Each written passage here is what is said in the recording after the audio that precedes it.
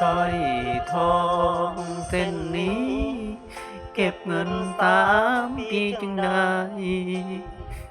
ซื้อมาเก็บไว้เพื่อเป็นของมันผู้สาวฮอดวันสัญญาลางานกลับมาบ้านเฮาน้ำตาพังยาวผู้ข่าวว่าน้องแต่งงานหัวใจ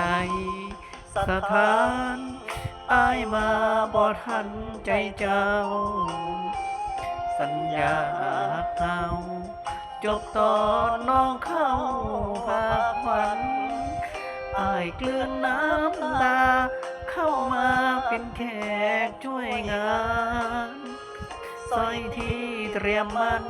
ห่อมาเป็นของขวัญแทนใจหากบอกลาใจเก็บไว้ให้ลูกเด้อลาบัดเขาใหญ่มาบอกว่าคุณลุงมอบให้อายเสียหักแล้วอย่าให้เสียความตั้งใจยิ้มรับของขวัญคนพายก่อนลาใจไปชั่ว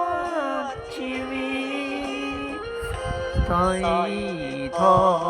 งเส้นนี้บ่มีสิทธิ์เป็นของมันเป็นของขวัญช่วยงานแล้วอายสิหนีกระเป๋าหนึ่งใบกลับไปสู้งานอีกทีจากบ้านวันนี้อายบ่มีน้องยืนส่งทาง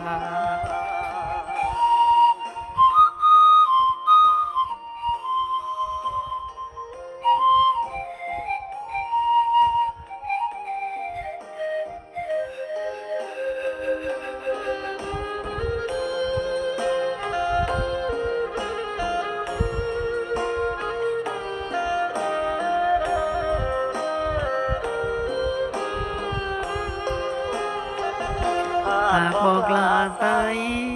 เก็บไว้ให้ลูกเด้อลาบัดเขาใหญ่มาบอกว่าคุณลุงมอบให้อายเสียหักแล้วอย่าให้เสียความตั้งใจจิ้มรับของขวัญคนพายก่อนลาใจไปชั่วชีวิตสร้อยทองเส้นนี้บ่มีสิทธิ์เป็นของมันบ่เป็นของขวัญช่วยงานแล้วอายสิหนีกระเป๋าหนึ่งใบกลับไปสู้งานอีกทีจากบ้านวันนี้อายบ่มีน้องยืนส่งทาง